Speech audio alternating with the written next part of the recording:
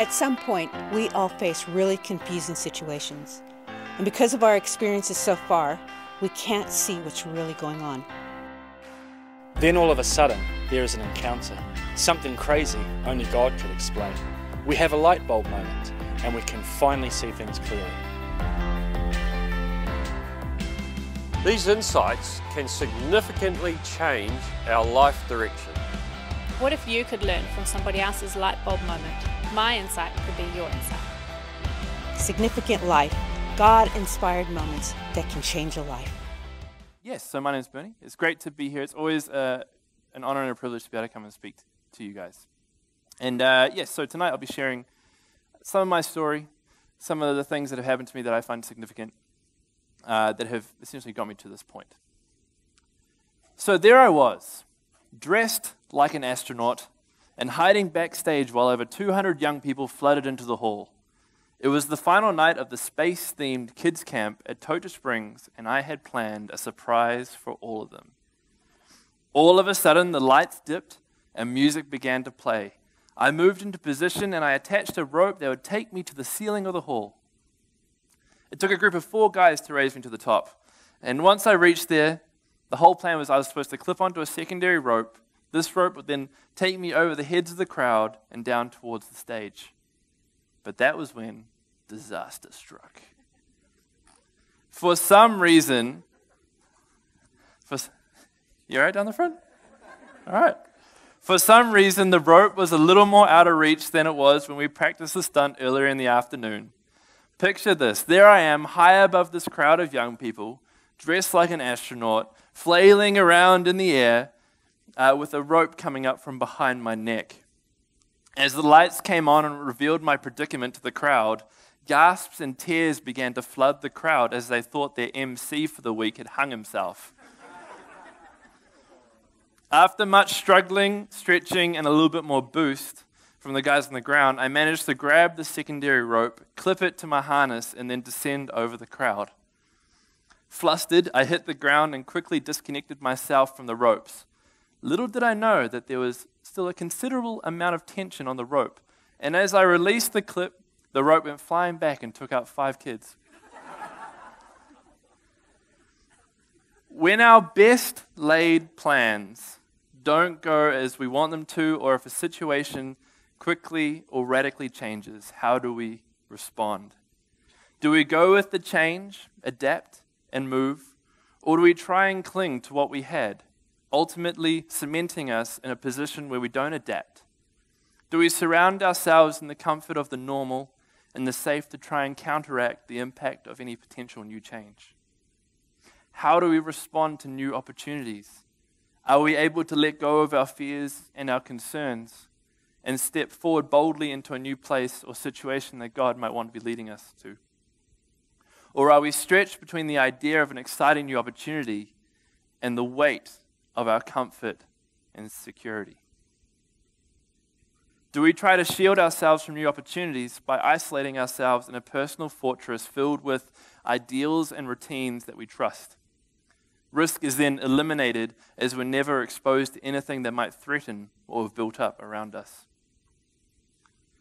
In my life, the moments that I consider the most significant, the ones where I've seen God's hands move powerfully in my life, have always been accompanied with 2 challenging ideas: vulnerability and surrender.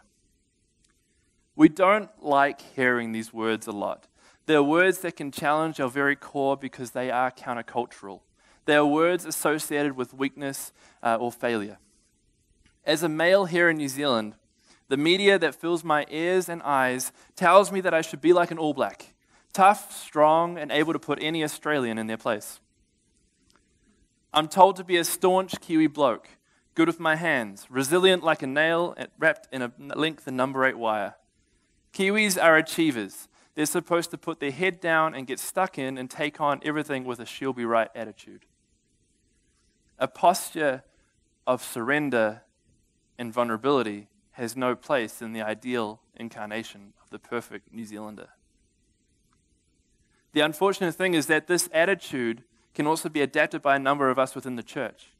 We come to church every Sunday, We sing, we meet for coffee. After the service, we talk about the music.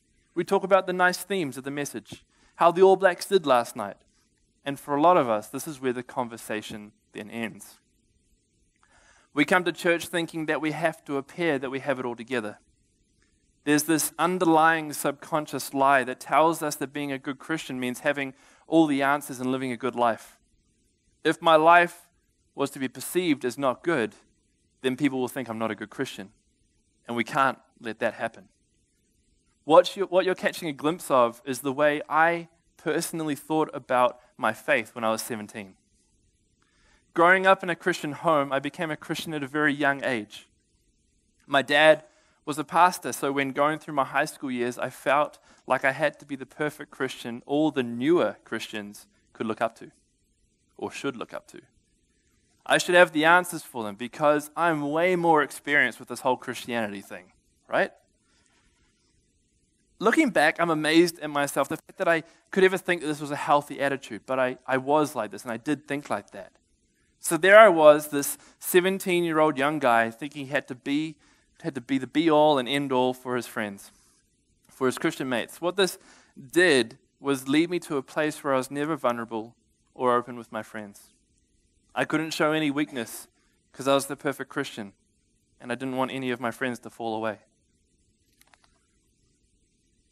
Doing this led to a hardness and a loneliness that came over my heart. After a while of trying to be this uber Christian, I could no longer feel love from my friends, my family, from God, and I felt completely isolated. I remember clearly one night at church, a friend of mine came up to me. It was at the end of the service, and he came up to me and sat next to me and said, "Are you okay?" I responded in a typical Kiwi fashion. "Yeah, I'm fine." He persisted and asked again, "Are you okay?" This bugged me, and I kind of shrugged him off and was like, "Yeah, man, I already told you I'm fine. I'm good." This wasn't enough for my friend. He looked me dead in the eyes and said, "Bernie, seriously, are you doing okay?" These seemed to be the magic words because my walls dropped and the waterworks began in an epic fashion. For the first time in a long time, my heart became vulnerable and warm again. It was like God wrapped his hands around my heart and slowly melted away the ice that had formed there. This was the beginning of a new era for Bernie Cowan. This is where I learned the need to be vulnerable with God and the people I do life with. For me, this moment was when I began to truly own my faith. My relationship with Jesus was mine, not something I was trying to protect on behalf of my parents. The more I allowed myself to become vulnerable with God, the deeper my relationship became with him. Of course, this wasn't a quick process, and it's one thing that I still work on to this very day. But this act, this allowing God to heat up the ice fortress of my heart, was a key stepping stone in my journey, and one that would lead me down a path I probably wouldn't have gone down if I hadn't.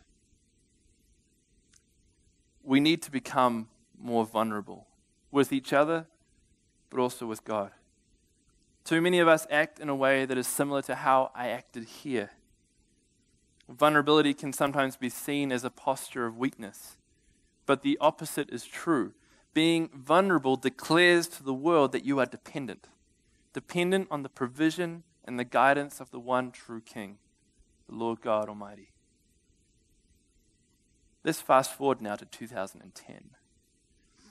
2010 was the year where I first learnt what it meant to surrender your plans to God. At the time, I was in a relationship that I easily thought could have resulted in marriage. It was the middle of the year, and I was going to Los Angeles with a youth missions team from our church. We were there for 2 weeks, and we were working with the Dream Center in downtown Los Angeles, a 24-hour outreach center that works with the homeless in Los Angeles. The trip was life-changing in more ways than one. I was excited. I was expecting to come back from this trip with a real heart for the poor. But I ended up getting way more than that.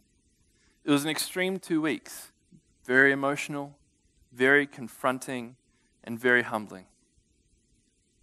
It was the first time I really felt God's desperate and broken heart for his people. Moreover, God broke my heart for the young people I was working alongside. He desperately wanted them to know him more, and I wanted that too. On this trip, and forgive me if I don't kind of describe this well enough because it's very hard for me to describe, but God led me to be so reliant on him, to be so vulnerable with him, that by the end I was making bold claims in my prayer times like, whatever you want me to do, I'll do it. I'll go. I'll do. Whatever you say, I'll do, because I know that you are clearly with me and I trust you fully. Dangerous, dangerous words. I came back from this trip absolutely pumped. I was on fire. I felt as though I came back with this passion for young people. I felt like I should apply for the role of associate youth pastor at my church. And so I did. The day I applied for that role, I received a text from my girlfriend at the time. She told me that God had been speaking to her strongly while I was away and that we needed to talk as soon as possible. To cut a very long and emotional story short, over the past few weeks while I had been in the States, God had been speaking to her strongly about us needing to end our relationship. I was mad. I was furious at God. I went down to the local forest and let God how I truly felt about the situation.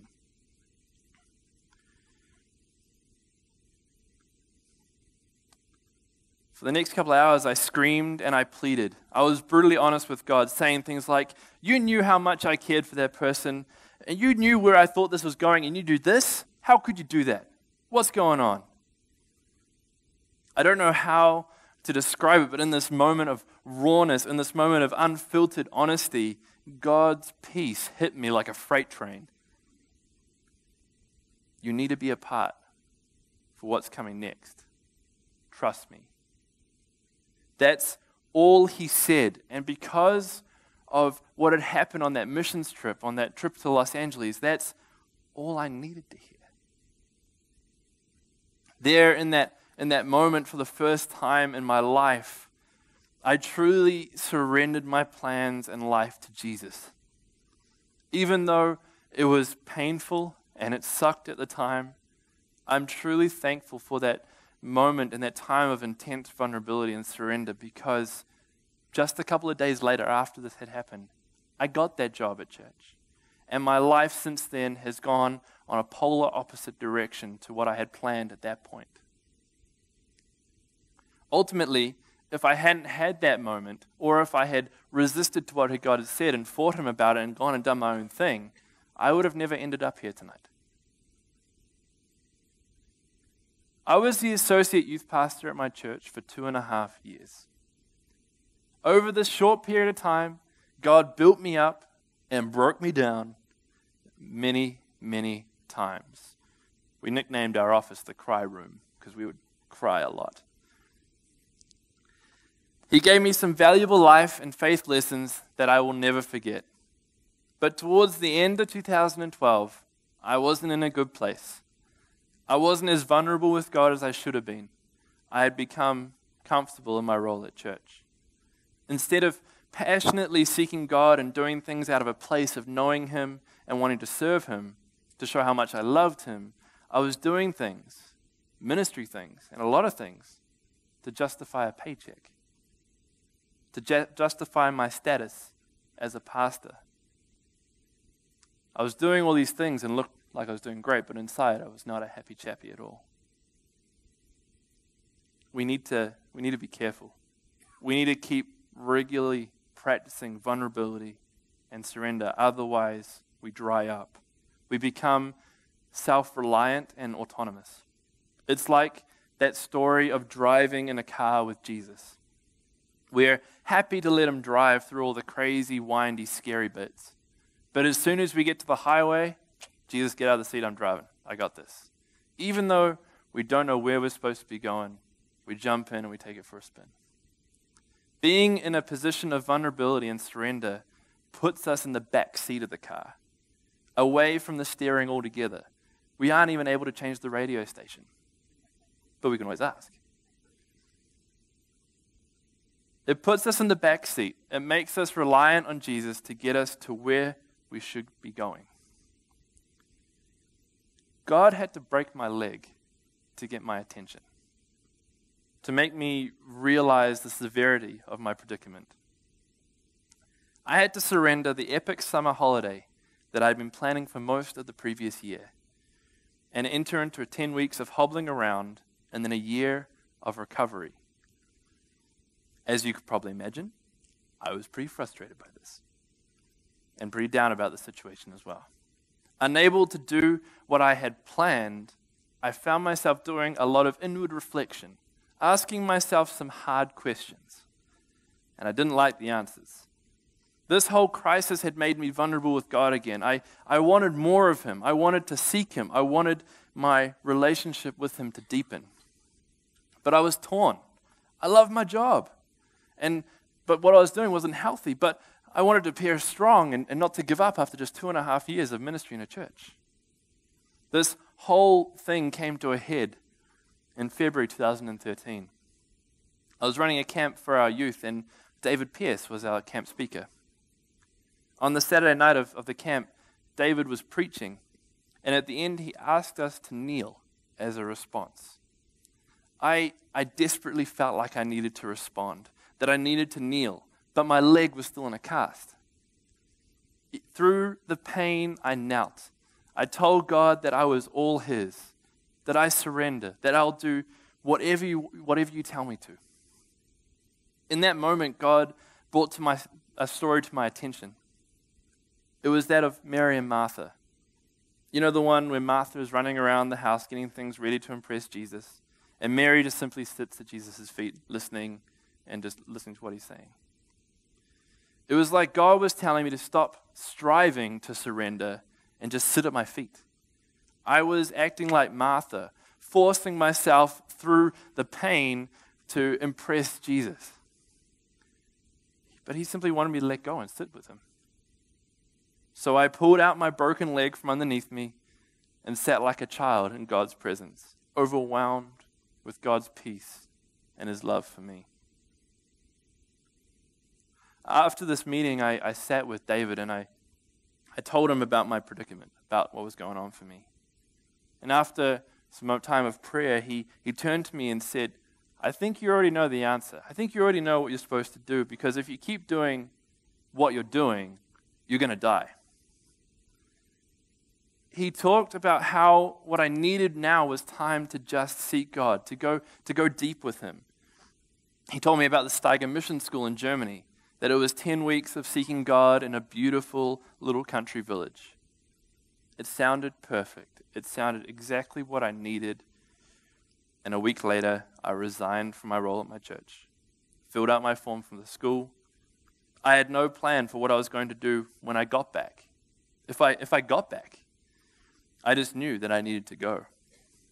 I gave up my comfortable life for the complete unknown, and I've never been the same since.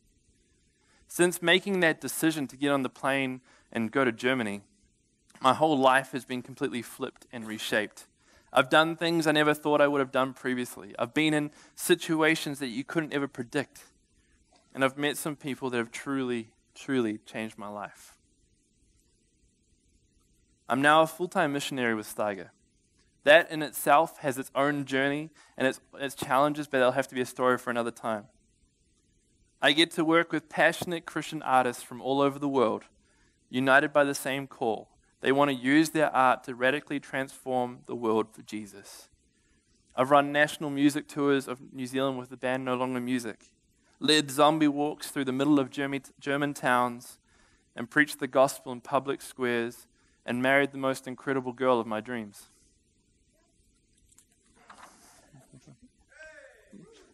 Thank you. All right. And all of this is only possible because I allowed myself to be vulnerable with Jesus, to really learn to know His voice, and then also surrender my life to Him. Let Him truly call the shots. When we look at the Bible, We read about characters like Paul and Peter, Gideon and Moses, characters that really inspire us with their boldness and courage. We look at them and wish that our lives were as significant as theirs, and it can be.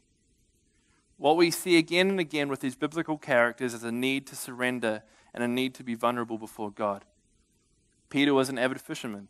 When Jesus called him to come with him, he abandoned a lifelong career. Saul was humbled so that he could become Paul, who then depended on the Lord to get him all across the world sharing the gospel. We see these characters stepping out of a life that was comfortable, a life that they understood, a life deemed appropriate by the rest of the world, and they stepped into a life that was extraordinary and countercultural. We have to realize that sometimes pursuing Jesus will lead us to dangerous and uncomfortable situations. When Jesus preached, angry mobs formed. When Jesus died and there were rumors of his resurrection, the disciples were hunted down by Roman centurions. I think a great image of how we as Christians are called to act out these ideas of vulnerability and surrender is that of a lost sheep being pursued by a shepherd. When he finds us, he grabs us and holds us and says, I am your master. You are part of my flock. Your place in this world is with me. Follow me and trust me. I will guide you and lead you to where you need to be. Someday you may be shorn and you may feel foolish and cold, but I am always there and I know the way. We always have two choices to respond at this point. We can kick back at the shepherd and run away because we're scared or because we want to go back to doing our own thing. Or we can surrender, accept the embrace of the shepherd, and go with him. My parents' dog, Gromit, is a great example of how we shouldn't be. But I think a lot of us, without thinking, can sometimes end up acting like him in terms of our interactions with God. Gromit is like the Energizer Bunny on steroids. He's this crazy little terrier dog. When we take him to the beach, he goes zooming off in every direction, running far down the beach, and leave you chasing him behind him. Every time you call out to him, he'll sit and look back at you with this cheeky grin. But he'll never go where you want him to go, and as soon as you get close, he'll run off and do his own thing again. I think for some of us at times, we can sometimes be like Gromit. We come to church, we hear from God, we know he's there and that he's calling us, but instead of going where he wants us to go, we just go back to what we were doing and what we want to do. The world out there, out these doors, is self-gratifying and self-satisfying. We cannot pursue the same attitude within the church. This culture is corrosive.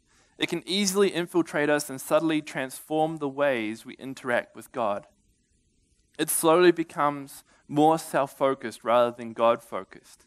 We want God to bless us and give us a good life, rather than being God's servant. In recent years, there's been lots of studies done as to why young adults in particular are leaving the church at steadily increasing rates. I'm no expert on this, but while reading and preparing for tonight, I was reading this book and it gave this image that I think is a key clue as to why they're bailing out. And it has a lot to do with what we're talking about tonight. I want you to imagine a lush and beautiful forest. There are massive trees and green canopies everywhere you look. All of a sudden, a massive tree falls and rots away, leaving a hole where the sun can shine through. All of a sudden, there's a race to fill the gap, a race to the sunshine. Imagine this kind of like a time-lapse video. Quickly, the smaller, more leafy plants shoot up and soak in the sunshine. They're tiny and will never grow much bigger than that, but they were the first ones to the sun. Next, we see thin, spindly trunks of new trees begin to rise from the soil. They reach out towards the sun, still dwarfed by their giant tree brothers, but stand much taller than the leafy plants on the forest floor. Next up come the vines. The vines slide in like snakes, wrapping themselves around the trunks of the new tree. More and more of the vines appear until they completely fill out the space, and we can no longer see any of the new trees. It appears the vines have won. They've choked out the young trees. But all of a sudden, there's something moving in the vines. It's a tree. It bursts through the vines and starts racing up towards the sky. Its trunk has grown much thicker and stronger. It's more like its brothers now. In this story, the fallen tree represents when a young person leaves high school or leaves a youth group and heads off into the world. The falling of the tree for a lot of young people means stepping out from the comfort of youth groups or their parents' faith and into a journey of where they discover their own faith. What can happen is as they experience the wide and crazy world, the vines of temptation or self-focused culture sneak in and they can easily choke out the young, new faith that is growing. The only way the tree in the story survived is because it pushed deeper into the soil, laying deep roots so that it could be nourished and so that it could grow. Even in the face of these overwhelming vines. I fear that this is the same for many young adults. They begin to become overwhelmed and their young faith can't handle it, and instead of pressing deeper into God, they're overwhelmed by the vines and their young faith tree sadly dies. We need to draw deeper, surrender our plans to God, be vulnerable with the Lord, not be afraid to ask ourselves the hard questions. We need to understand that the world around us, we need to understand the world around us and be able to speak into it, but not be corroded by it. If we become corroded by it, we will lose our saltiness and the unchurched won't see why we are different. Being vulnerable with God means going deeper with Him, allowing Him into all the parts of your heart, not just certain ones. It means spending time in prayer and in His Word. It means taking time out of our schedule and simply sitting at His feet. Surrendering does not mean you give up, but it means you lay your plans at the foot of the cross and then step into the unknown. You step out of the comfortable and into a place of potential danger. You step into a place of full reliance on God. When you do these things, you kill the self-focused culture that the world around us preaches. The most countercultural thing we can do is surrender our autonomy, surrender our personal freedoms, and to be vulnerable with where God wants to lead us. Gnostic, self-focused Christianity needs to die. We can't keep hunting for new experiences and looking for our good ideals and practices to save us. Only Jesus can. Tonight, as we close, as we finish up with this part, I want us to take some time for us to ask ourselves the hard questions. Am I being vulnerable with God? Am I too caught up in my routine and comfort that I'm missing out on what God might have for me? Do I need to surrender my plans and dreams to God and to fully rely on Him? As I was preparing for tonight, I truly believe that there are people here in this auditorium tonight that are on the verge of having their own significant light bulb moment. They're on the cusp of having an incredible life-changing opportunity that will be presented to them by Jesus, but they won't take it because they're afraid to step out of the comfort or afraid of leaving their security. But tonight is the night to surrender. Jesus is the good shepherd. He loves you. He'll guide you. He'll always be with you. You don't have to be afraid. Let go of what's holding you back and let Him embrace you.